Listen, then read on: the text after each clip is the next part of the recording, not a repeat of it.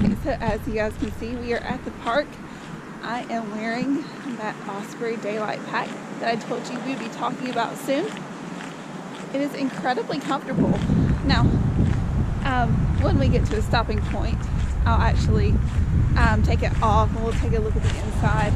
But I am incredibly pleased with how balanced it is. I actually got a little more in it right now than I would really even for race day. Got more water, that kind of thing. Just, I mean, to be frank with you, just to try to walk, run, whatever was more of a load. But it's incredibly comfortable. Also, I said that I was going to give you guys a video on the foot blister situation in another video, but we might actually get into that today because had a little bit of a situation come up when I decided to actually start trail running again earlier in the week, and I was doing okay at about 5 miles hiking in my current setup, but no joke, 3 miles of trail running, I was blistered again. So at that point I knew this is not a sock combination, this is a combination of your shoe don't fit. So a little backstory on what happened was about 6 months ago I started working from home, and probably 2 months before that I decided for the health of my feet to stop working in pointy-toed heels and started to really commit to wearing shoes that had room for my foot to naturally flex, because my feet were just hurting a lot with the walking and hiking and such that I do. And then I would go and work for 9 hours in shoes that really weren't ideal for my foot health.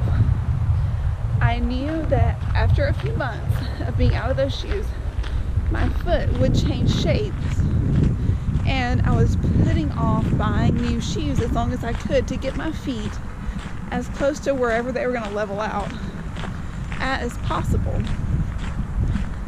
I've gone up an entire shoe size. So ladies, if you're confining your feet, don't be shocked when you stop doing that and you let your foot go into however it's naturally going to be. Now, I haven't swapped all of my shoes over to like zero drop, and I haven't gone that far. But those really pointy stilettos, you guys know what I'm talking about, those are out the door for my feet, because ultimately I want to be doing stuff like this until my life's over. That's what I want to do, and I can't do that if I'm not taking care of those guys, you know, the ones that carry me down the trail. So, at any rate, we're gonna stop right here on the shores of Lake Cosby and take a look at this pack. Personally, I think it looks pretty nice.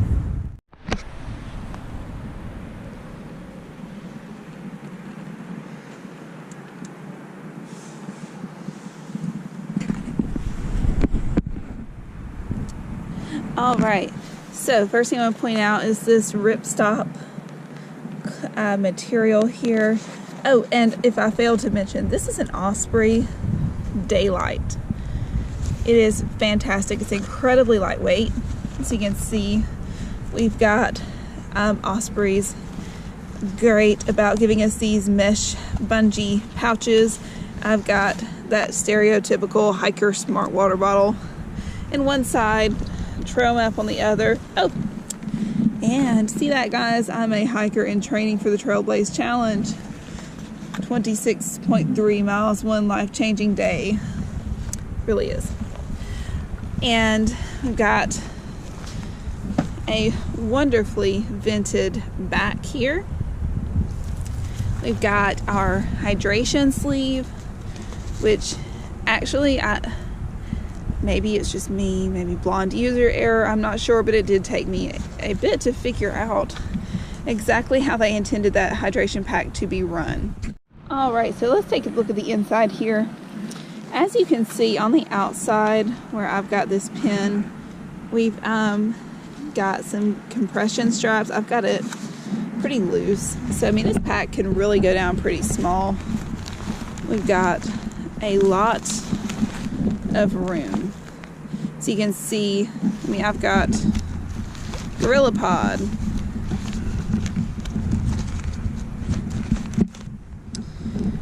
and various odds and ends kind of thing down in that front sleeve. And then we reach way on down in there. I've got mine, the dog, the kids, the husband, first aid, and the hiker version of a picnic blanket, just a piece rolled up Tyvek. Oh, and a random GoPro skeleton case. But ultimately, the Ziploc bag carries anything that I would carry. This bag goes from my car to my backpacking pack to this bag. This bag is just about always in reach of me, so I don't consider it carrying too much. It's just kind of an extension of me and what I have. Probably about time to replace that bag. All right, we'll take a second to look here in the inside pocket where, see, I've got my cell phone hanging out, headlamp, chapstick, that kind of thing, car keys, bug spray, 'cause it's Alabama. One thing I love about Osprey packs is this little key clip.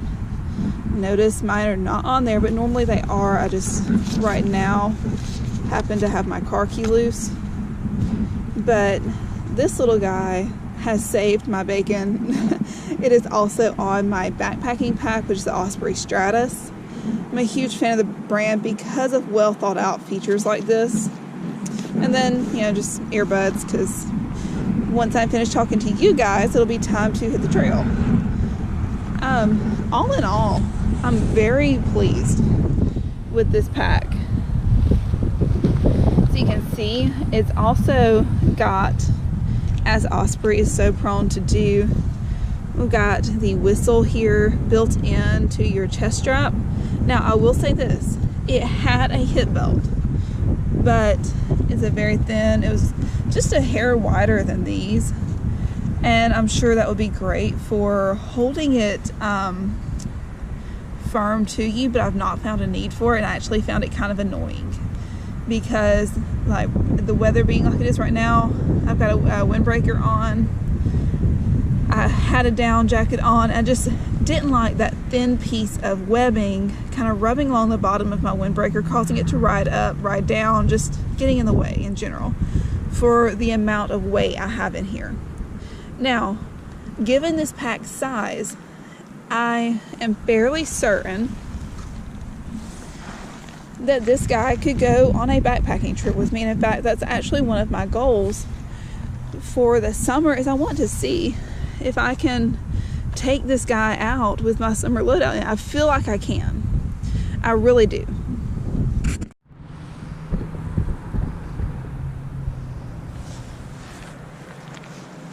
Now, I am fairly certain that I could have carried all of the requirements that Make-A-Wish has for us in like a hydration pack from, say, a running company. I know Salva makes some fantastic running hydration vests with, you know, lots of storage on the sides and on the back. But I'm not really into buying gear that is for one specific purpose. I feel like with this bag, if I put the waist belt back on, I put the breast strap on, I kind of cinched it down, I could run with it, but I wanted room for my camera gear. And Make-A-Wish also had a list of requirements of things that we carry. My current little bag had almost all that in it.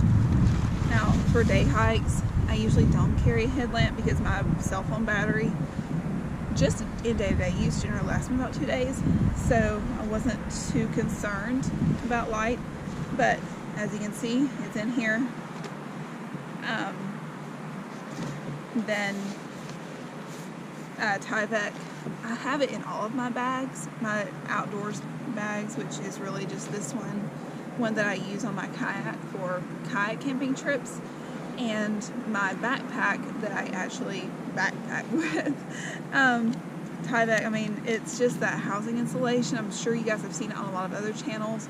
Makes this is our picnic blanket. This is our ground cloth under our hammocks.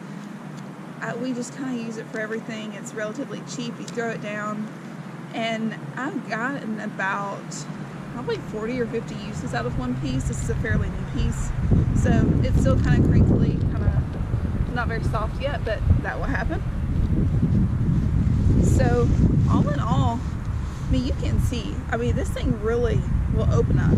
I mean, even more if I open the compression straps all the way.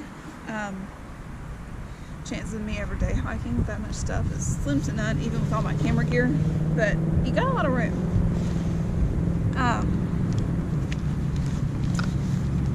I don't have anything negative to say about this pack, other than maybe the hip belt being, well, really the hip belt is what it is. It's a small pack. It's really just going to be there for stabilization. 9 times out of 10, I am not going to have a bladder in there, just because they make me nervous with all my camera gear. As you can see, I still sometimes use the older GoPro Hero 3 Plus. It's not waterproof. And then if I have my SLR wrapped up in here, having a water bladder that might develop a slow leak and get all the fabric wet and me not realize it until potentially there's thousands of dollars damage done, I'm not okay with that generally. But for the actual hike day, I probably will use the bladder. I know most hikers, backpackers use the smart water bottles, and I might do that. I really haven't decided. That kind of thing will be decided over the course of the training hikes that we do as a group, when I can kind of bounce ideas off other people, see what they're doing. I know what works for me when I'm backpacking, where I may cover 15 miles in a day, and that is usually just carrying smart water bottles. I have one of the Z-Packs shoulder straps pouches that you can just slide a smart water bottle into on my backpack, and I've never felt the need for a hydration bladder. This actually came with a pack that I no longer have, but we'll see. We'll just see kind of come hike day. That hike is in May, and if you've never been in Alabama in May, the humidity might be so high you need gills, and it's going to be hot. And a lot of the Ben Hody Trail in the summer up on top of the ridge is incredibly exposed, so I know heat will be a factor, and I'll probably want to err on the safe side when it comes to water. But we will have 2 aid stations that I know of that will have water, and then like I'm in my Ziploc bag there, I've always got a backup Sawyer squeeze and bag for that. So we'll see. We may have a bottle versus bladder war on here at some point, but that's really it. That's all I've got on the Daylite. I'm incredibly impressed with it, just like I have been with all of Osprey's products.